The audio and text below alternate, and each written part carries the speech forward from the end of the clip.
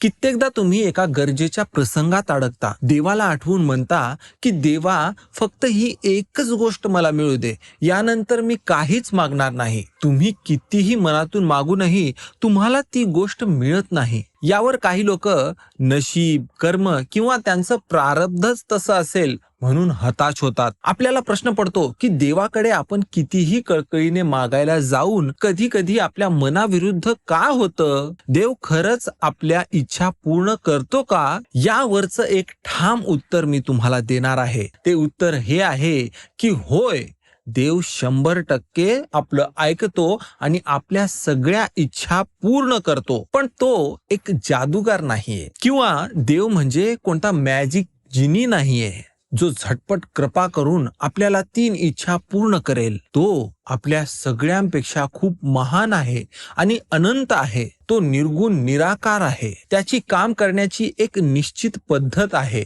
जर तुम्हाला देवाकडे विशिष्ट पद्धतीने मागता आलं तर तो नक्कीच तुम्हाला हवं ते सगळं देईल. या व्हिडिओमधून मी अशाच 3 पद्धतीविषयी बोलणार आहे. जर तुम्ही या 3 पद्धतीने देवाकडे काही मागणी केलीत तर तुम्हाला हवं ते प्राप्त होण्याची शक्यता 10 पटीने वाढू शकते. या 3 गोष्टी कोणत्या हे जाणून घेण्यासाठी हा व्हिडिओ शेवटपर्यंत नक्की पहा. नियम 1, इच्छांची शुद्धता. जेव्हा आपण आपल्या काही इच्छा शाब्दिक रूपात देवाकडे घेऊन जातो तेव्हा त्या पूर्णपणे देवापर्यंत पोहोचतात का, ह्याविषयी विचार करायला हवा. देवाला आपली शाब्दिक भाषा समजत नसते तर देवाला आपल्या मनात काय चाललंय, आपली मनस्थिती काय आहे यावरून सगळं कळत असतं. जर देवाकडे कोणती इच्छा घेऊन जाताना तुम्ही मनात शंका, भीती किंवा मी या गोष्टीस पात्रच नाही, मी हे डिझर्वच करत नाही, अशी जर भावना घेऊन जाणार असाल तर तुमचा मेसेज देवापर्यंत क्लिअरली जाऊ शकणार नाही. देवापर्यंत हे मिक्स्ड सिग्नल्स जातात आणि तुम्हाला नेमकं हवं तरी काय हेच कळणं कठीण व्हायला लागतं. आता यावर उपाय काय ते सांगतो. तुम्हाला तुमच्या मनात काय हवं याला बदलावं लागेल आणि त्याऐवजी तुम्हाला ते का हवं त्याविषयी देवाकडे विनंती करावी लागेल. आता याचंच एक उदाहरण द्यायचं झालं तर देवाला मला एक लक्झरी कार हवी एवढंच कधीही म्हणू नका.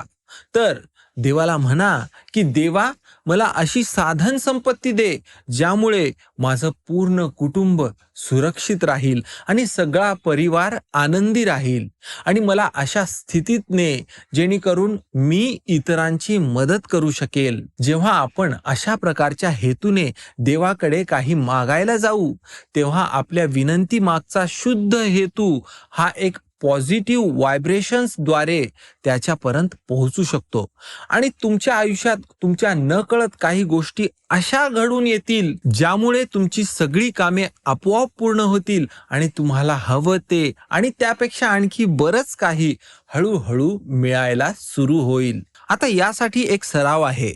या सरावाचं नाव आहे पॉझिटिव्ह व्हिज्युअलायझेशन विथ फीलिंग. हा सराव आपण करू शकतो. यात आपल्याला एका शांत ठिकाणी डोळे मिटून बसायचं आहे.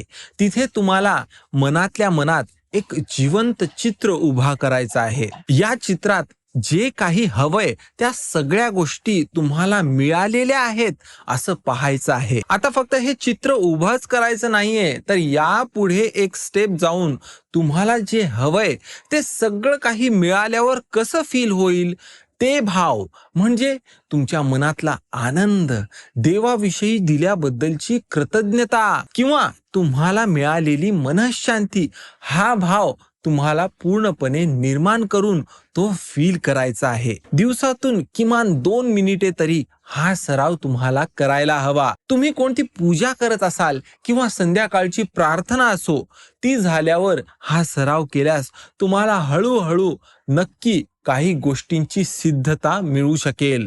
तर लक्षात असू द्या, तुमची इच्छा ही शुद्ध आणि स्पष्ट पद्धतीने तुमच्या भावनांद्वारे जेव्हा तुम्ही देवाजवळ मागायला जाता तेव्हाच त्या गोष्टी देवापर्यंत स्पष्टपणे जातील. नियम नंबर 2, पात्रता निर्माण करा. आपल्यापैकी बरीच लोक देवाची पूजा करत असतील. देवाची पूजा करताना त्यासाठी जे काही पाणी वापरलं जातं ते पाणी संपूर्णरित्या शुद्ध असावं लागतं. म्हणजे ज्या भांड्यात ते पाणी घेतल्या जाणार आहे, आधी ते भांड स्वच्छपणे आतून आणि बाहेरून धुवून घेतल्या जातं. मग पुन्हा एकदा ते भांड पाण्यात विसळून मग त्यात ते शुद्ध पाणी घेतल्या जातं आणि त्यानेच देवाची पूजा केली जाते. आपलं जीवनही या भांड्याप्रमाणेच आहे आणि त्यात येणाऱ्या इच्छा देवापर्यंत पोहोचण्यासाठी आधी आपल्याला देवापुढे स्वतःला सिद्ध करावं लागेल, जेणेकरून देवाला दिसून येईल की खरंच आपण ही इच्छा ठेवण्यासाठी पात्र आहोत. असं स्वतःला सिद्ध करायचं तरी कसं? तर देवापर्यंत जाण्याचा सोपा मार्ग म्हणजे कृतज्ञता. आपल्याला देवापुढे प्रार्थना करताना देवाला म्हणायचं आहे की देवा, मला जे काही मिळालंय ते सगळं तूच दिलंस. आज मी जे काही आहे ते फक्त तुझ्यामुळेच आहे आणि यापुढेही तू मला आणखी बरंच काही देणार आहेस याविषयी मला पूर्ण विश्वास आहे. मग यासोबतच एक कृती करायची आहे.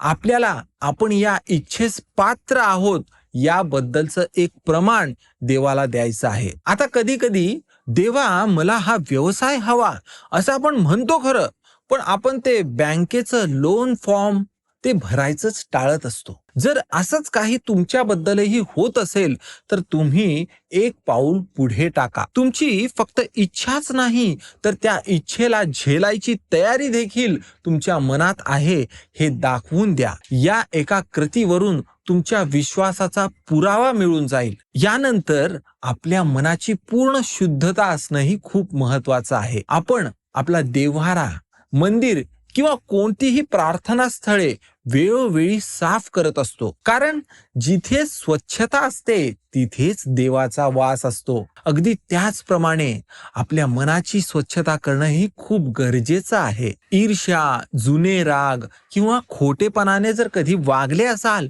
तर अशा सवयी आता पूर्णपणे सोडण्याचा प्रयत्न करा, कारण या गोष्टी तुम्हाला पॉझिटिव्ह व्हायब्रेशन्स मध्ये जाण्यापासून रोखून ठेवत आहेत. या नकारात्मक ऊर्जा सगळी जागा व्यापून घेतात. मग तिथे आशीर्वादांना येण्यासाठी जागाच उरणार नाही.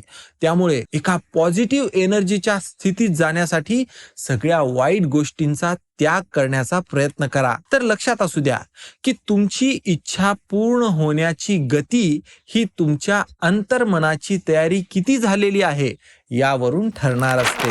नियम नंबर 3, समर्पण आणि आत्मविश्वास. कल्पना करा, तुमच्या दारावर एक माणूस आलाय आणि तुम्हाला म्हणतोय की मला खूप भूक लागलेली आहे, मी 2 दिवसापासून काही खाल्लेलंच नाही, मला प्लीज काहीतरी खायला द्या. तुम्ही त्याला दारावरच थांबवून आत काहीतरी आणायला जाताय आणि तेव्हाच तो परत तुम्हाला म्हणतोय, मला ठीक 15 मिनिटाच्या आत 1 प्लेट पुरी भाजी, मग भजे, मग शेवटी खीर असा बेत तयार करून एका ट्रे मध्ये सजवून लगेच आणून द्या. मग तुम्ही त्याला काय म्हणाल? अगदी असंच आपलं आणि देवाच्या बाबतीत होत असतं. आपण देवाला काही मागतो खरं, पण आपली ही इच्छा कशी आणि कधी येणार याविषयी कित्येक अटी लावायला लागतो. मला ही गोष्ट अशी अशी इथे इथे आणि या वेळी हवी असं म्हणून चालणार नाही. तुमचं काम तुम्हाला काय हवं याविषयी स्पष्टतेने मागणे एवढंच आहे. ते मागून तुम्हाला मनात कृतज्ञता ठेवून ते मिळण्याची वाट बघत थांबायचं आहे आणि यासोबतच तुमच्या हातात जे काही आहे ते सगळं करायचं आहे. देवाचं काम ते तुम्हाला कसं, कुठे आणि कधी द्यायचं हे ठरवणं आहे. तुमची ही मागणी देव अमर्याद मार्गांनी पूर्ण करू शकतो. त्याच्या पुढे या इच्छा पूर्ण करण्यासाठी तुमच्या कल्पनांच्या बाहेरचीही मार्ग असतात. त्यामुळे तुम्ही त्याविषयी काळजी करू नका. आता यासाठी एक सराव मी तुम्हाला सांगतो, ते करायचं आहे. या सरावाद्वारे स्वतःला पूर्णपणे डिटॅच करायचं आहे. आता ते म्हणजे कसं?